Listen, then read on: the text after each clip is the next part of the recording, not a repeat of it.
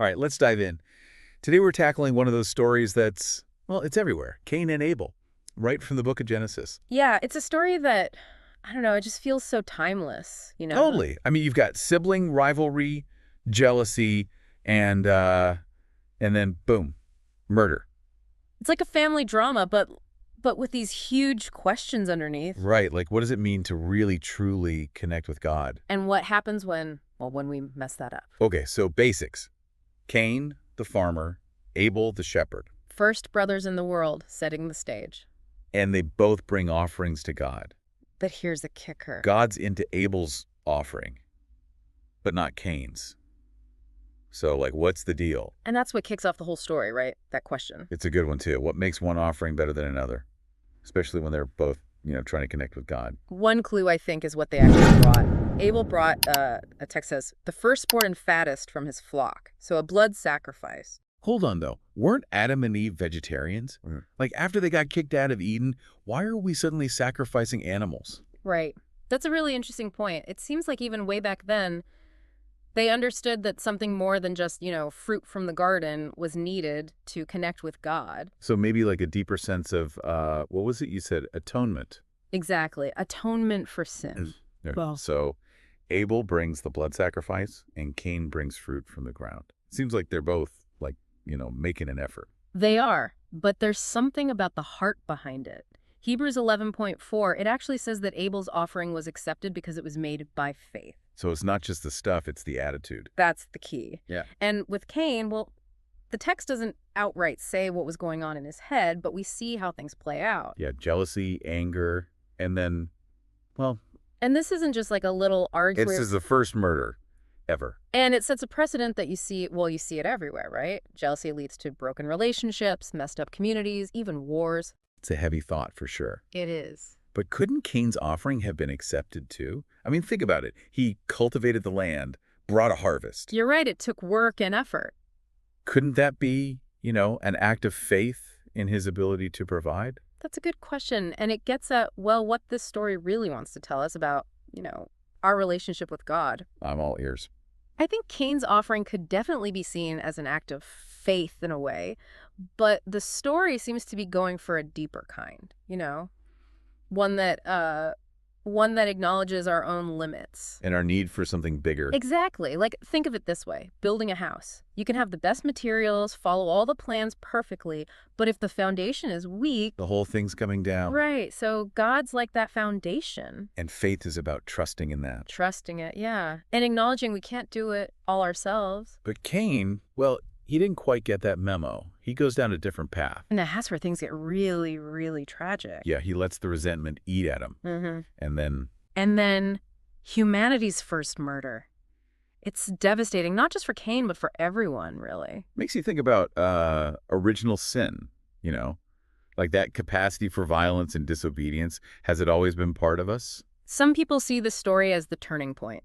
The beginning of, well, a darker chapter. It's interesting, too, how it describes what Cain says afterwards.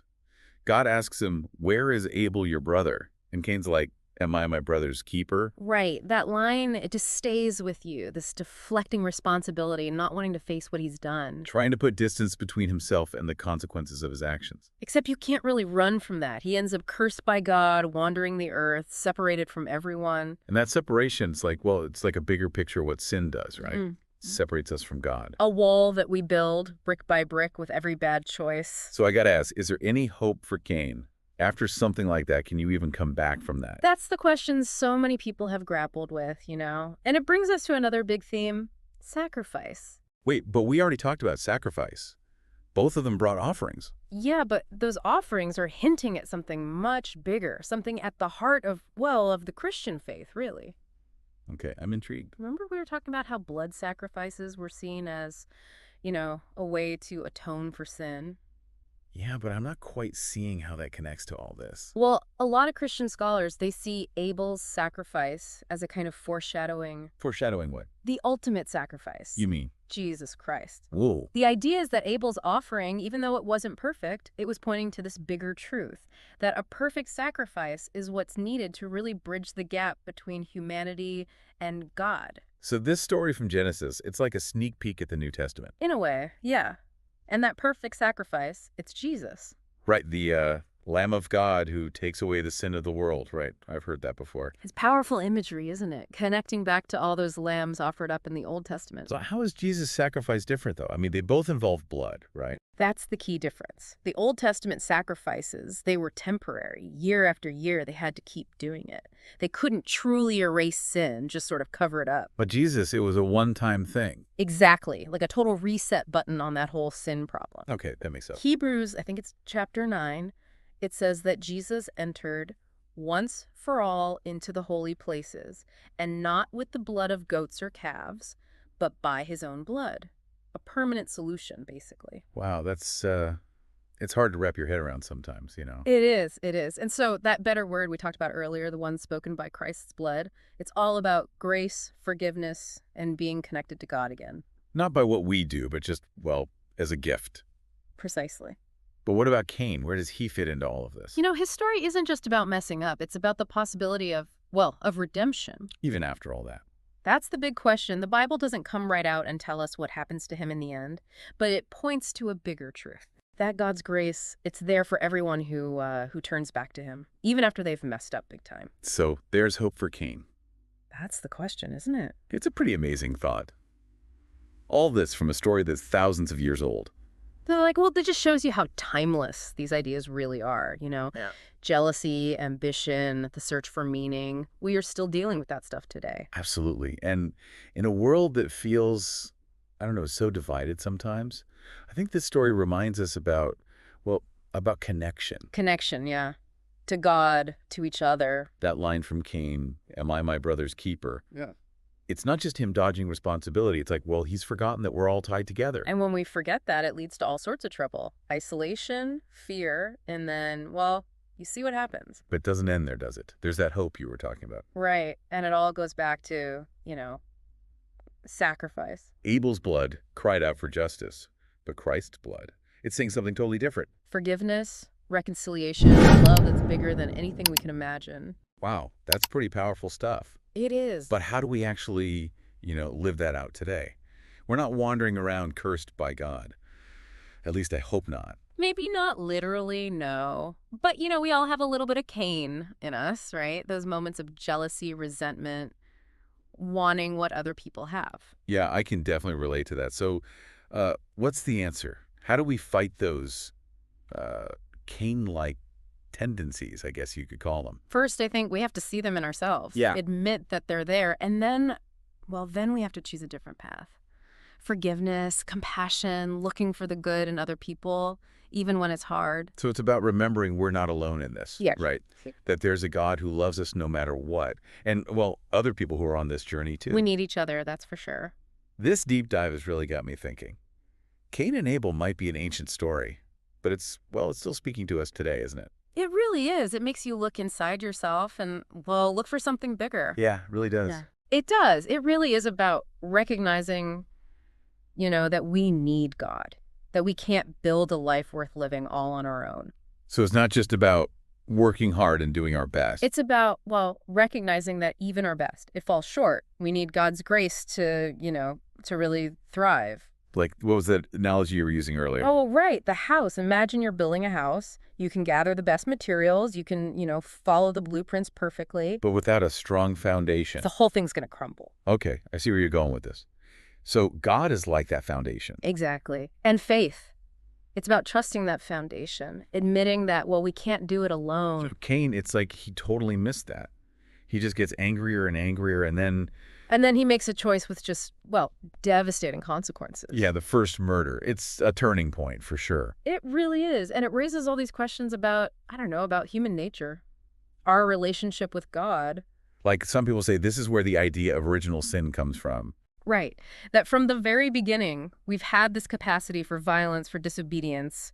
It's a pretty bleak thought. It is. It is. But it's there in the story. And then, there's that line from Cain after it happens. When God asks, "Where is your brother, Abel?" And Cain says, "My brother's keeper." It's a line that, I don't know, it just echoes through history, that refusal to take responsibility for your actions. It's like he's trying to, what, to put distance between himself and what he's done. Exactly. But as we see later, you can't really escape the consequences. No, he ends up cursed, forced to wander, separated from everyone. It's a pretty harsh punishment. And that separation, it reflects something deeper too. What do you mean? The way that sin, well, it creates a separation between us and God. It's like we're building a wall brick by brick with every bad choice we make. So what happens to Cain?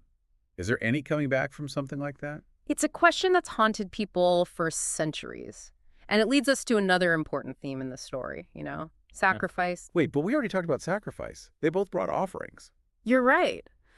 But those offerings, they point to an even bigger sacrifice, one that's at the very heart of Christianity. Okay, now you've got me curious. Remember we were talking about how blood sacrifices were seen as a way to atone for sin in the Old Testament? Yeah, but I'm still a little fuzzy on how that connects to Cain and Abel, to be honest. Well, a lot of Christian scholars see Abel's sacrifice, the one with the blood atonement, as foreshadowing something. Foreshadowing what? The ultimate sacrifice, the sacrifice of Jesus Christ. Whoa. The idea is that Abel's offering, even though it wasn't perfect, it was pointing to this bigger truth, that a perfect sacrifice is what's needed to really, to completely bridge that gap between humanity and God. So are you saying that this story from Genesis is like a sneak peek of what's to come in the New Testament? In a way, yeah. It's like a hint of what's to come. Huh. And that perfect sacrifice, it's Jesus. Right. The Lamb of God who takes away the sin of the world. I've heard that before. Yeah, and it's not just some random phrase. It connects back to all those sacrificial lambs in the Old Testament.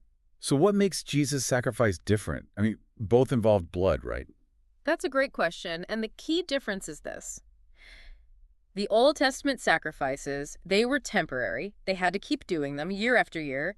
It couldn't really erase sin, just, sort of cover it up. But Jesus, it was a one-time thing. Exactly. One sacrifice for all time. It's like, hitting the reset button on that whole sin problem. A permanent solution. Okay, that makes a lot more sense now. It's a powerful idea. And in Hebrews, I think it's chapter 9, it says that Jesus entered once for all into the holy places, not with, the blood of goats or calves, but by his own blood. It's a powerful statement. It really is. And that better word spoken by Christ's blood, it's all about grace, forgiveness, and, being connected to God again. Exactly. It's not about what we do, but about accepting God's love as a gift. Okay, but what about Cain? Where does he fit into all of this? His story isn't just about messing up. It's also about the possibility of redemption. Redemption, even after what he did. That's the question, isn't it? The Bible doesn't give us a clear answer about Cain's ultimate fate, but it does point to a bigger truth, that God's grace, it's available to everyone who turns back to him, even after they've made terrible mistakes. So there's hope for Cain. That's the question, isn't it? It's amazing how these old stories, they still speak to us, Totally. Like we were just talking about jealousy and ambition. It's like those are things we still struggle with today. It's like they're built into us somehow. Right. And in a world that, I know, it often feels so divided, so messed up. Yeah. I think this story, Cain and Abel, it reminds us about how important it is to be Connected to God. and to each other. That line from Cain, "Am I my brother's keeper?" It's like, well, it's deeper than just him avoiding responsibility. It's like he's forgotten that, we're all part of something bigger. We need each other. And when we forget that, it leads to bad stuff. Isolation, fear, violence. Yeah, exactly. But, it doesn't end there. Right. There's that hope we were talking about. Right. And it all comes back to, sacrifice. Abel's blood, it cried out for justice. But Christ's blood, it speaks a different message. Forgiveness, reconciliation, a love that, it just blows your mind. It's a powerful message. It really is. So, okay, how do we actually live that out? I mean, we're not literally wandering around cursed by God or anything. No, not literally. But, we all have those Cain moments. We do. Those times when you feel that jealousy, that resentment, wanting what someone else has. Oh, yeah, for sure. So, how do we fight that? Well, I think the first step is just admitting it. Yeah. Seeing those tendencies in ourselves, and then, choosing a different path, choosing forgiveness, compassion, trying to see the good in others, even when it's hard. So it's about remembering we're not in this alone. Exactly. We've got a God who loves us no matter what. And, we have each other too, right? People who are on the same journey. It's a journey, that's for sure. Well, this has been a really powerful deep dive. I mean, Cain and Abel, it's an old story, It is. but it's like it still has so much to teach us. It does. It really makes you think.